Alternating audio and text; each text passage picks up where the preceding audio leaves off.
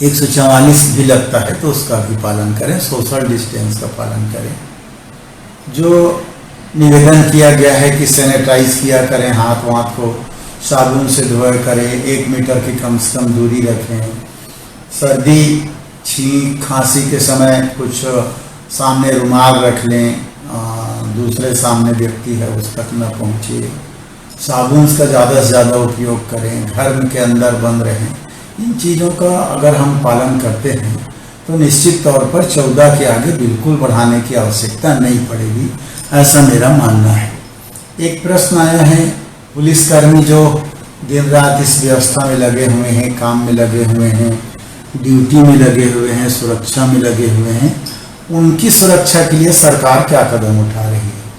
तो मैं बताना चाहूँगा कि हमारे मुख्यमंत्री माननीय भूपेश बघेल जी ने शुरू से ध्यान देकर रोकने के लिए कदम उठाया और पुलिस की सुरक्षा के लिए भी उन्होंने स्पेशल विशेष भत्ता की घोषणा की है। सबने निवेदन किया है कि सभी मास्क पहने, सैनिटाइज करने के लिए भी उनको कहा गया है, उपलब्ध कराया गया है। अलग से दवाई की भी उनके लिए व्यवस्था की गई है, हैंड वॉश की भी उनके लिए व्यवस्था की गई है।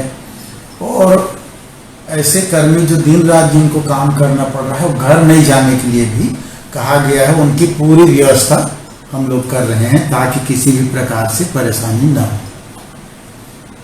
एक प्रश्न आया है, लॉकडाउन की स्थिति में जो चालान कर रहे हैं पुलिस वाले, वो किसके लिए करते हैं? क्या जरूरी सामान खरीदने जाएंगे उसके लिए भी कार्रवाई करेंगे क्या? उनका चालान कटेगा क्या?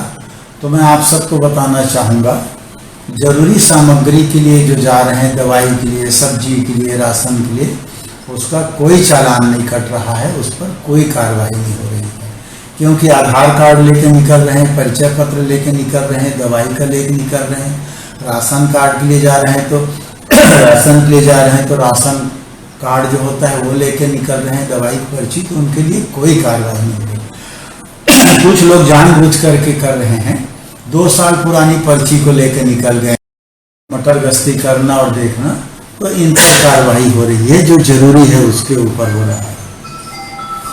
एक प्रश्न आया है आप लोगों की तरफ से, मास्क और सैनिटाइजर की जो कालाबाजारी हो रही है उसके लिए पुलिस क्या कार्रवाई कर रही है, उसको कैसे रोक रही है? मैं उसकी जानकारी देना चाहूँगा कि जहाँ जहाँ भी जानकारी मिलता है हमको, हमारे पुलिस के द्वारा उसको छापा मारते हैं, कार्रवाई करते हैं, FIR करते हैं, चालान करते हैं, बंद करते हैं। जो कानून में है उसके अनुसार पूरी कार्रवाई उनके ऊपर कर रहे हैं। एक और प्रश्न आया है कि घना आबादी वाला जो मोहल्ला है, ड्रोन से निगरानी करने के बाद भी वहाँ लोग लॉकडाउन का पालन नहीं कर रहे हैं, भीड़ एक जगह एकत्रित होती है, उसको कैसे काबू में पाएंगे?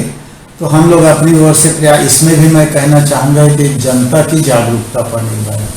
इतनी पुलिस नहीं है कि हर गली, हर चौक चौराहा भी हम व्यवस्था कर सके, पर ड्रोन से जब निगरानी करते हैं, पता चलता है या किसी द्वारा सूचना मिलता है तो तत्काल पुलिस उसमें पेट्रोलिंग पार्टी पहुँचती है, कार्रवाई करती है, उनको समझाइश करते हैं कि आप अंदर रहें, आपका जीवन आपके परिवार के लिए कीमती है, हमारे लिए भी कीमती है, ये हम सब उनसे निवेदन करते हैं। एक प्रश्न आया है और कि शादी समारोह जो है 14 अप्रैल के बाद भी मेला, धार्मिक आयोजन, शादी चालू रहेगा क्या? तो ये तो मैं पहले ही कह रहा हूँ कि जनता के अवेयरनेस के ऊपर है। जनता अगर जागरूकता का परिचय देती है, लॉकडाउन का पालन करती है, घरों के अंदर बंद रहती है, तो 14 के बाद क्या चालू होगा नहीं होगा वो सब परिस्थितियों के ऊपर निर्भर करेगा। कोरोना से निपटने के लिए एक प्रश्न आया है, कर्मचारी जो तैनात हैं उससे दुर्व्यवहार पर क्या कार्रवाई? तो जहाँ भी ऐसे जानकारी मिल रहा है तत्काल उस पर कार्रवाई हो रही है। धारा 188 और 353 के तहत हम लोग बंद भी कर रहे हैं, FIR करके। एक प्रश्न आया है सोशल मीडिया के में भ्रामक जानकारी फैलाने के ऊपर कार्रवाई, तो उसमें भी हम लोग सख्त कार्रवाई कर रहे हैं, कड़ी कार्रवाई, FIR उसमें भी कर रहे हैं। IPC की धारा 188 के तहत अगला प्रश्न एक आया है, सामानों को लॉकडाउन की स्थिति में जो लॉकडाउन का बहाना बनाकर अधिक रेट में बेचने का प्रश्न आया है। तो एक निखिल गौतम जी हैं, उनका प्रश्न है, तो मैं उस पर भी जानकारी देना चाहूँगा कि जहाँ भी जानकारी मिल रही हम छापा मार रहे हैं। एक तो नकली सामान बेचने की जो जानकारी मिल रही है उस पर छापा मार रहे हैं, सामान का स्टॉक कर रहे हैं उस पर हम लोग कार्रवाई कर रहे हैं, अधिक रेट से बेच रहे हैं उस पर कार्रवाई कर रहे हैं, सभी पर हमारी कार्रवाई हो रही है। एक प्रश्न और आया है दुर्ग जिले के विषय में। कहा गया है कि गृह मंत्री और मुख्यमंत्री का गृह जिला है, पर गुणवत्ताहीन हेल्थ किट स्वास्थ्य विभाग द्वारा जारी किया गया है। जिला चिकित्सालय के डॉक्टरों ने उसको लेने से मना कर दिया है। तो निश्चित तौर पे मैं जानकारी ले लेता हूँ और कहाँ से सप्लाई हुआ है, निश्चित तौर पर उस पर रोक लगाएंगे, कार्रवाई भी की जाएगी, क्योंकि वर्तमान जो स्थिति है उसमें किसी भी प्रकार की गलती, चाहे वो शासन के पक्ष का हो, जनता का हो, अधिकारी कर्मचारियों का हो, कार्यकर्ता का हो, वो बर्दाश्त नहीं किया जाएगा, क्योंकि ये जीवन से जुड़ा हुआ प्रश्न है। एक प्रश्न आया है, जेल से कितने कैदी पैरोल या जमानत पर रिहा किया गया है? लगभग 1000 कैदी सभी मिला के पैरोल को मिला के, जमानत को मिला के इस पीरियड में रिहा किया गया है। ये एक बड़ी अच्छी बात है। जेलों में संख्या भी कम होगी, भीड़ भी कम होगा, सोशल डिस्टेंस की भी बात आएगी।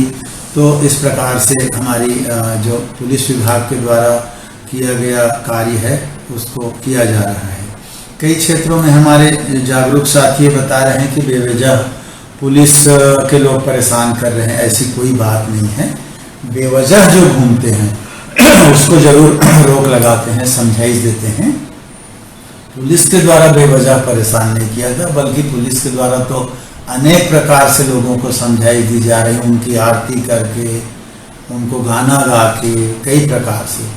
कई जगह बिल्कुल ही नहीं मानते तो थोड़ी सी सख्ती जरूर करते हैं। बल्कि मैं तो निवेदन करूंगा आम जनता से, प्रत्येक व्यक्ति, देखिए पूरा विश्व में जहाँ जहाँ जो आंकड़े आ रहे हैं, स्थिति आ रही बीमार के, पॉजिटिव के, मृत्यु के, हमारा छत्तीसगढ़ हर मामले में सुरक्षित है। और ये हमारे मुख्यमंत्री माननीय भूपेश बघेल जी ने केंद्र सरकार के द्वारा लॉकडाउन लागू करने के पहले ही परिस्थितियों को भांपकर हर चीज में कड़ाई से निर्णय लिया। सीमा बंद करने का, अंतर प्रदेश का, अलग अलग प्रदेश का, जिलों के अंदर का सीमा बंद करने का निर्णय उन्होंने लिया सख्ती से। कर्मचारियों का वेतन नहीं काटने का निर्णय लिया, इलाज कराने का निर्णय लिया, लॉकडाउन करने का निर्णय लिया, राशन देने का निर्णय लिया। अन्य प्रदेश में हमारे प्रदेश के लोग जो फंसे हैं उनकी जानकारी आ रही तो उनको वहीं व्यवस्था कराने का निर्णय, पूरा राशन, कच्चा पका भोजन, कच्चा भोजन सब। अन्य प्रदेश के लोग जो हमारे प्रदेश में हैं उनकी भी व्यवस्था करने का सारा निर्णय उस हिसाब से हुआ है। इसलिए हमारे छत्तीसगढ़ में बहुत बढ़िया स्थिति है। कोरोना संक्रमण पूर्णतः नियंत्रित है, सामुदायिक फैलाव के उदाहरण भी नहीं है, और सभी लोगों के ऊपर है जो हमारा जांच कर रहे थे उसको विस्तार भी करते जा रहे हैं, और जहां जानकारी मिली उस स्थल के अलावा भी अन्य जगहों पर हम लोग करने की कर रहे हैं। और कौन कौन से, एक प्रश्न आया है, जरूरी कदम उठा रहे हैं, ये एक प्रश्न ये भी आया है कि लॉकडाउन पीरियड में अपराधों में कमी का।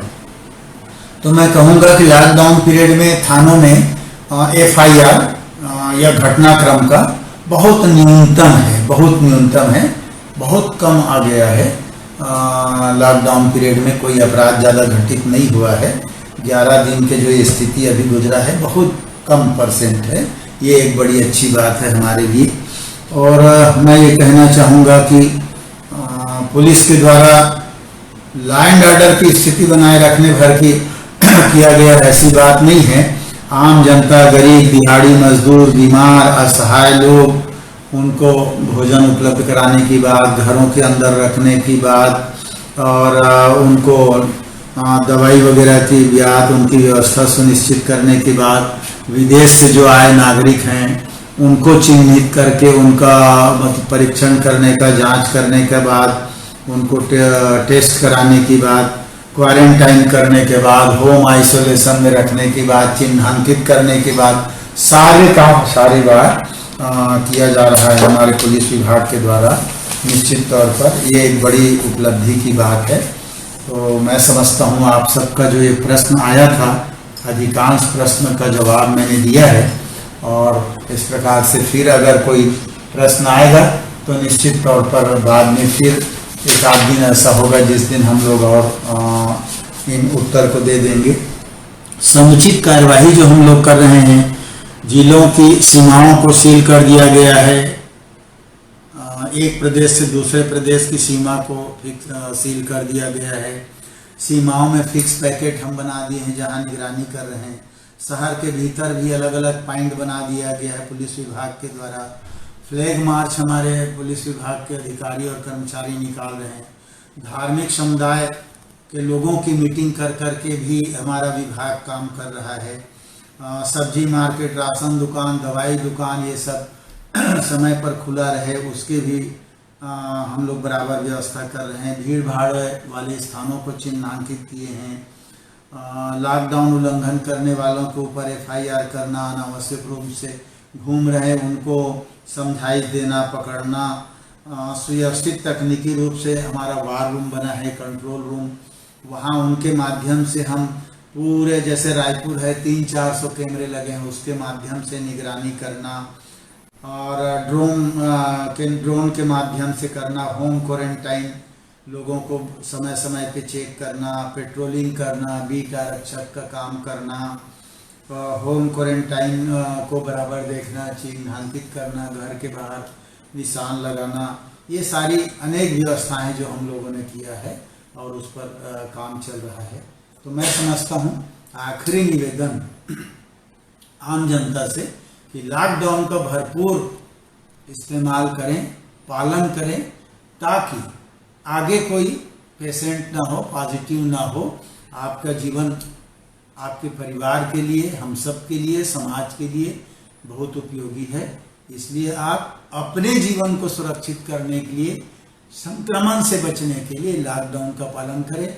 हमारे सरकार के विभागीय अधिकारी, कर्मचारी, हर विभाग के जो इसमें लगे हैं उनको पूरा सहयोग करें। मौज मस्ती, घूमने फिरने, देखने वाले काम के लिए बाहर न निकले, यही आप सबसे आग्रह करता हूं। पूरे सहयोग की आप सबसे कामना करता हूं और पुनः उन अधिकारी कर्मचारियों को बधाई देता हूं जो इस अभियान में अपनी भूमिका दे रहे हैं। धन्यवाद। जय हिंद, जय छत्तीसगढ़।